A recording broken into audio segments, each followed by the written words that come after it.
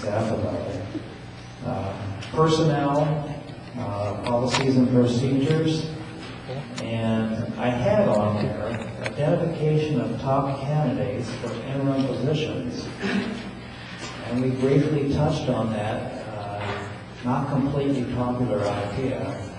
Since it is our agenda item here, I'd like to come back and hear thoughts on whether there's some way that the full council does not have to hear all proposals, but that we can just hear proposals that are complete and satisfy whatever requirements we place on them. Is that an idea which this council is willing to entertain?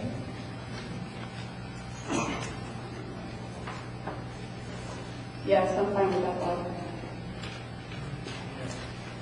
Scott says okay. Okay. I guess it's correct. You made a statement and I didn't see it on the agenda or something you said was on the agenda. Yeah, it's in your backup under discussion. There's a question of do we independently hear every submittal, which we could do, 18 or 25 or how many there are, or we could let the committee come back and say, hey, here's 3, let's hear those, and anyone else has something else, they better speak up because we're just going to hear those 3. The question is the City Council comfortable with letting this committee pre-prepare for you 3 candidates for each potential position, with the option that if you absolutely had to have some other candidate, you would tell the council and react. But it's just to avoid, to make sure that people that are working on this can gather the kind of information they need to make to help us on these decisions.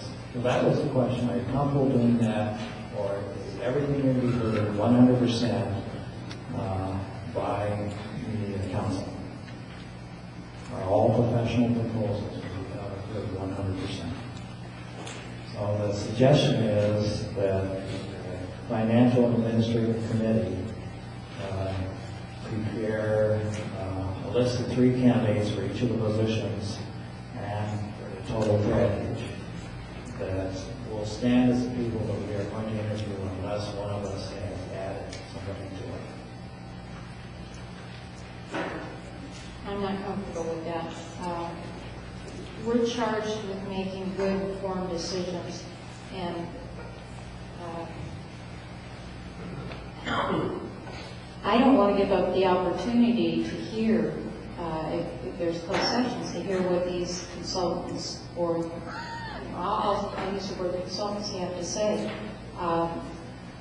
None of us have ever done this before, so none of us have experience in determining what makes a good,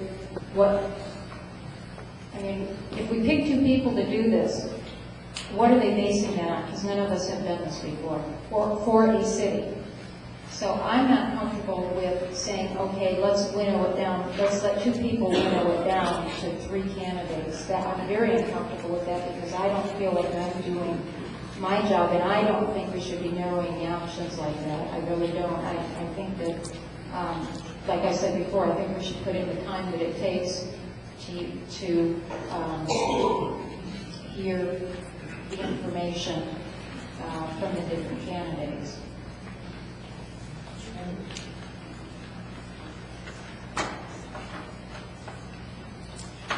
I'm very comfortable for 2 people going over these proposals and narrowing it down. I don't know whether it would be narrowed down to 3 or 4. I don't feel like we need to set a number for that. As Bob mentioned, if there's somebody that they've left out that we feel strongly about, we'll be able to add that in. It won't be their final decision. They're just going to weed through some of these and bring the best cream of the crop to us. Okay, I have a question about that, because if they're going to narrow these down, how are they narrowing them down? If we don't hear what the information, if there's presentations made to just these 2 people and we don't hear it, how do we know that, you know, what they base their decision on? That's I guess the point I'm getting to. As I envision this, the committee will not be hearing the various people who want to be employed, the various contract people. They will be viewing the paperwork and seeing if the criteria that fits the job is there. And then coming back with the recommendation, these people are clearly have done this type of work before and are likely for us to hear. The full board obviously has a proposal that we listen to. Now this is it is a way that work is done. Not everything is heard by everybody. If we had a personnel department, they would do it for us.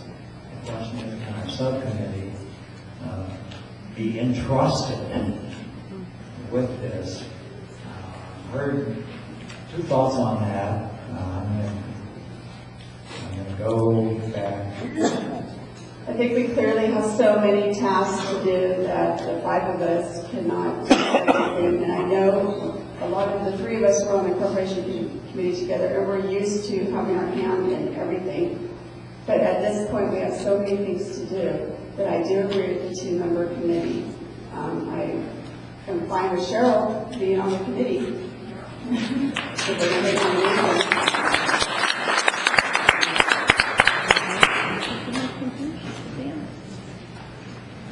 I make a motion that we appoint a subcommittee to find the most qualified, bring that list together of whether it's 3 or 18 before the city council elect, and I also nominate Cheryl to be on that committee.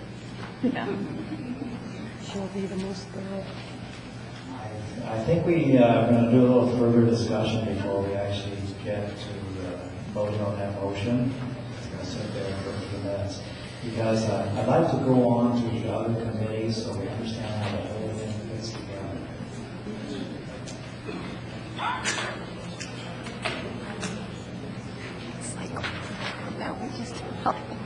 Right, so I'm going to come back to this one just to briefly mention the other committees.